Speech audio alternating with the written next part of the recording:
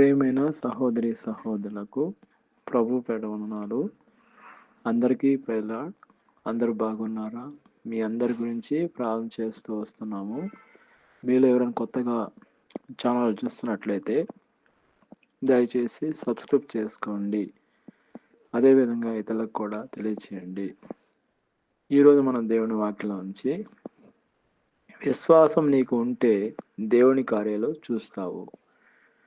అదేవిధంగా మన వాక్యాలను చూసుకున్నట్లయితే ఏప్రిల్ రాసిన పత్రిక 11వ అధ్యాయము 6వ వచనం. విశ్వాసం లేకుండా దేవుని సంతోషపెట్టడం అసాధ్యం. ఎందుకంటే దేవుని దగ్గరికి వచ్చేవారు ఆయన ఉన్నాడని, తనను వెదుకు వారికి ఆయన ప్రతిఫలం ఇస్తాడని నమ్మాలి. ఇక్కడ మనం చూసుకున్నట్లయితే మనం ప్రతిదినము ప్రార్థన చేస్తూ వస్తున్నాము. ప్రతిదినము మనం విశ్వాసంతో ప్రార్థన చేయాలి. నమ్మకము దేవుడి మీద పెట్టాలి. విశ్వాసం పూర్తిగా ఆయన మీద ఆధారపడి మనం ప్రార్థన చేయాలి. అప్పుడే మనకు దేవుడు జవాబు ఇస్తాడు.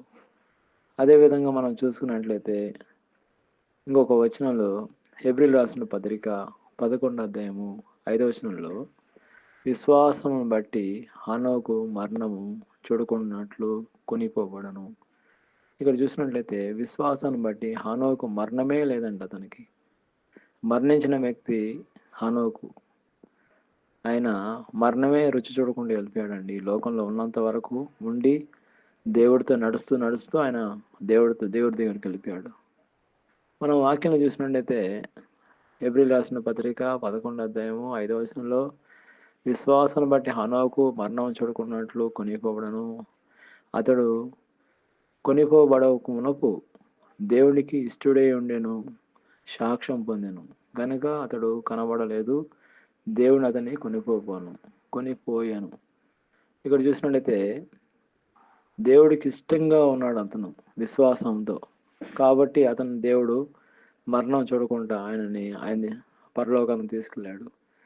అదేవిధంగా మనం కొన్ని వాక్యాలు చూసుకున్నట్లయితే ఏప్రిల్ రాసిన పత్రిక 11వ అధ్యాయము 8వ వచనంలో అబ్రహాము పిలువబడినప్పుడు విశ్వాసాన్ని బట్టి ఆ పిలుపునకు లోబడి తాను స్వాస్థ్యముగా పొందనున్న ప్రదేశమునకు బయలువెళ్ళెను మరియు ఎక్కడికి వెళ్ళవలనో అది ఎరగగా బయలుదేరను. ఇక్కడ మనం చూసుకున్నట్టయితే అబ్రహాం గురించి మనం చూసుకుంటాం. ఈరోజు మన అంశం ఏంటంటే విశ్వాసం. అబ్రహాము దేవుడిని పిలిచినప్పుడు ఆదికాండంలో 12వ అధ్యాయము 1వ వచనంలో చూసినట్టయితే దేవుడు పిలిచాడు అతన్ని. నీ ఇంటి నుండియో, నీ బంధువుల నుండియో, నీ యొక్క దేశం నుండియో బయలుదేరి వచ్చేమన్నాడు దేవుడు. దేవుడు మాటకి లోబడ్డాడు. దేవుడు మాటకి లోబడి ఎక్కడికి వెళ్ళాలో తెలియక ఆయన బయలుదేరి వచ్చేసాం. మన అమ్మ ఏదైనా మన నాన్న కానీ ఎక్కడైనా వెళ్ళమంటే అన్ని డీటెయిల్స్ కనుక్కున్న తర్వాత మనం వెళ్తాం. అట్లా కాదు ఇక్కడ అబ్రహాం దేవుడు మాటకి విధేయత చూపించి ఎక్కడికి వెళ్ళాలో తెలియకుండా ఆయన బయలుదేరేశాడండి. అదండి విశ్వాసం.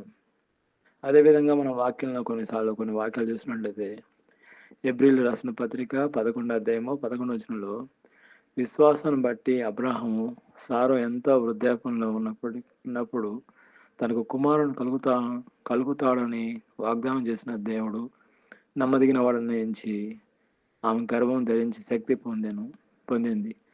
ఇక్కడ వాక్యం చూసినట్టయితే ఒక ఏజ్ అప్పుడే పిల్లలు పడతారండి. ఆ ఏజ్కి అయిన తర్వాత పిల్లలు పుట్టే అవకాశమే లేదు. అయినప్పటికీ ముసలమైనప్పటికీ దేవుడికి అసాధ్యం అంటే ఏదైనా ఉందా?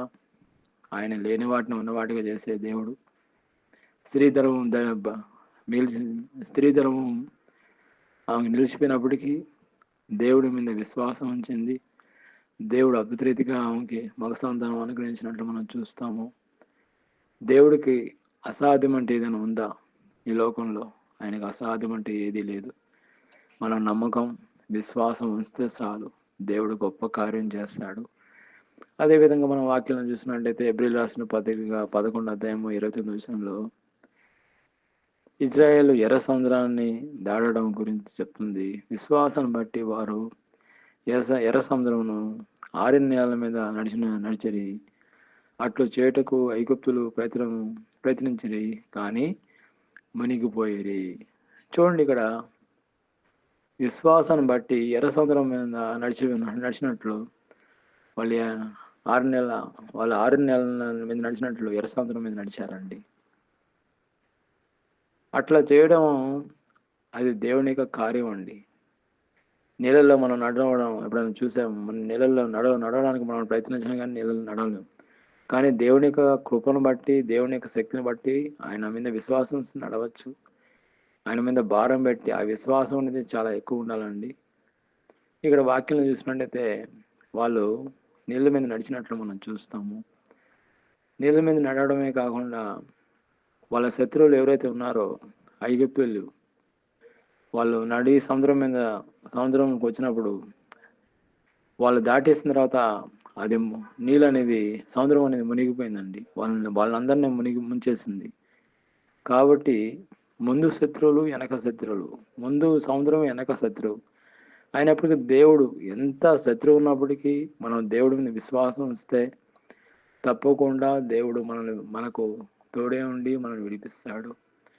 అదేవిధంగా మనం వాక్యం చూసినట్లయితే ఆదికాండము 22 అధ్యాయము 2వ వచనంలో అబ్రహాం గురించి మనం చూసుకుంటాము. అబ్రహాము లేక ఒక కుమారుడు పుట్టాడు. ఈరోజు మన విశ్వాసం గురించి చూసుకుంటున్నాము. లేక ఒక కుమారుడు పుట్టాడు. ఆ కుమారుడినే దేవుడు అడిగాడు. చూడండి ఇక్కడ ఆదికాండము 22 అధ్యాయము 2వ వచనంలో, నీకు ఒకడే ఉన్న నీ కుమారుని అనగా నీవు ప్రేమించు ఇస్సాకును తీసుకొని మోరియా దేశమునకు వెళ్ళి అక్కడ నేను నీతో చెప్పబోయే పర్వతంలో ఒకదాని మీద దహన బలిగా అతను నడిపింపమని చెప్పాను. లేక కుమారుడు ఇచ్చాడు దేవుడు. ఆ దేవుడు మళ్ళీ అదే విధంగా దేవుడు కుమారుని బలిగా ఇవ్వమంటున్నాడు.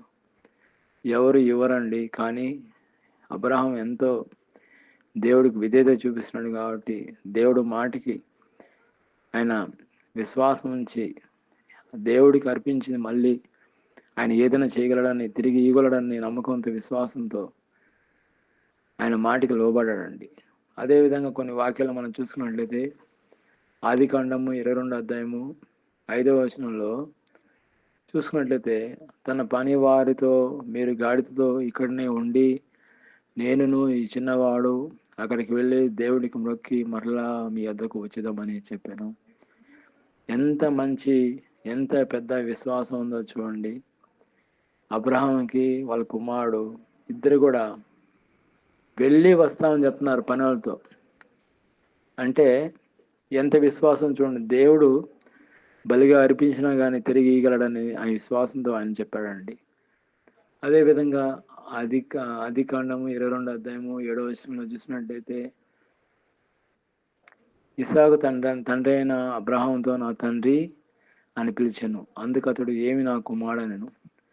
అప్పుడతడు నిప్పును కట్లను ఉన్నవి కానీ దహన బలికి గొర్రెపిల్ల ఏది అని అడిగాను. నాన్న అడుగుతున్నాడు తన పిల్లవాడు.